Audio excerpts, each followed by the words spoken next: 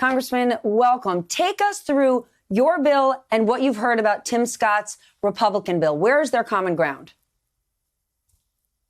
Well, our bill clearly is designed to be transformative in basically changing the accountability measures, both on the criminal side, on the transparency side, as well as on the civil rights side, to ensure that if you have a rogue police officer that is abusive, that is violent, that engages in brutality, that they are held accountable under the law. That is the only way that change will be brought about.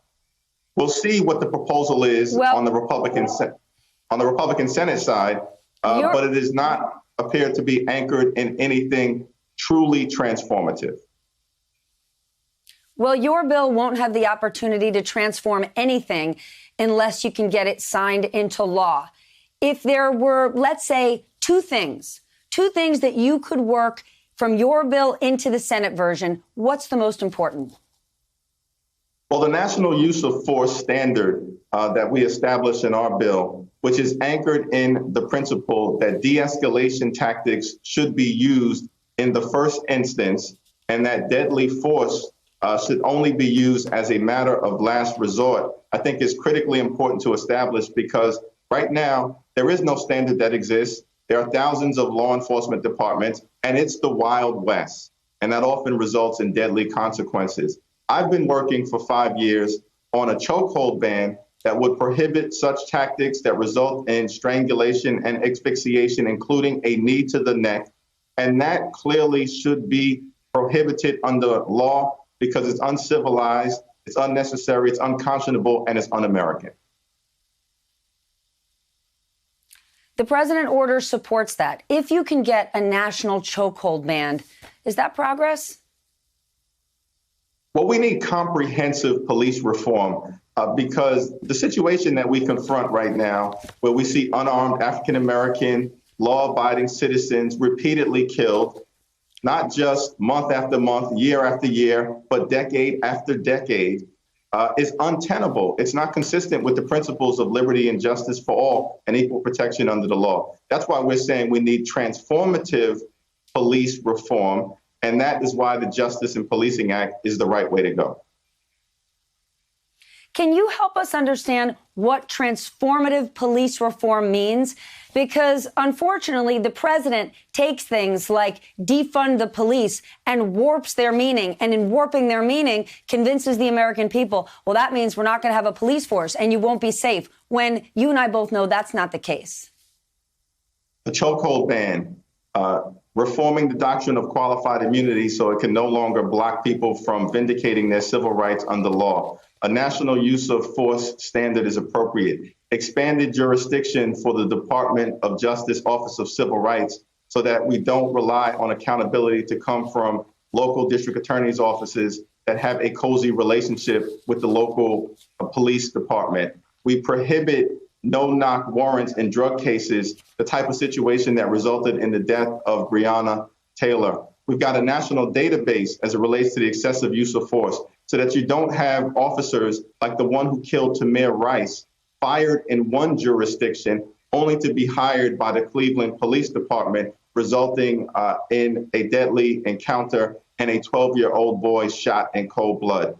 That's transformative police reform, and it's designed to bring about a policing mentality that is not anchored in a warrior approach to policing, but in a guardian approach to policing that brings the community and law enforcement together. What is your biggest roadblock to getting this transformation through? Is it police unions? Well, police unions have not been constructive to date in terms of the debate historically. And hopefully we'll see some progress. The Fraternal Order of Police issued a statement that showed some degree of objectivity as it relates to the need to do something meaningful. So that was a hopeful sign, and that was issued in connection with the Justice and Policing Act. I think Mitch McConnell is always an obstacle to progress because he has one singular interest: jam right-wing judges down the throats of the American people and ignore every other problem that exists for everyday Americans. Hopefully, we'll be able to overcome that obstacle this time around. While police unions may be an obstacle for you or not constructive. Do you think there's a way around unions to work with law enforcement? Because what you just laid out seems like something that would be constructive for law enforcement, the people who are actually doing the job. Yeah, there are good police officers all across the country, many of whom I regularly interact with back home in Brooklyn and Queens, who are there to protect and serve. But there are violent officers, abusive officers, and brutal officers who poison the relationship between the police and the community. So it serves everybody, we believe, to hold those bad officers accountable and get them off the force. And there are many police chiefs, many police commissioners, many reformers within the law enforcement community who believe we do need a shift from a warrior mentality to a guardian mentality. And that's what the Justice in Policing Act is all about.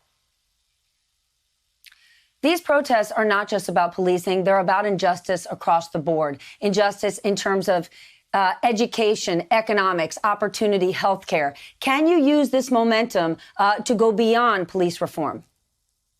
We absolutely need to use this moment to go beyond police reform.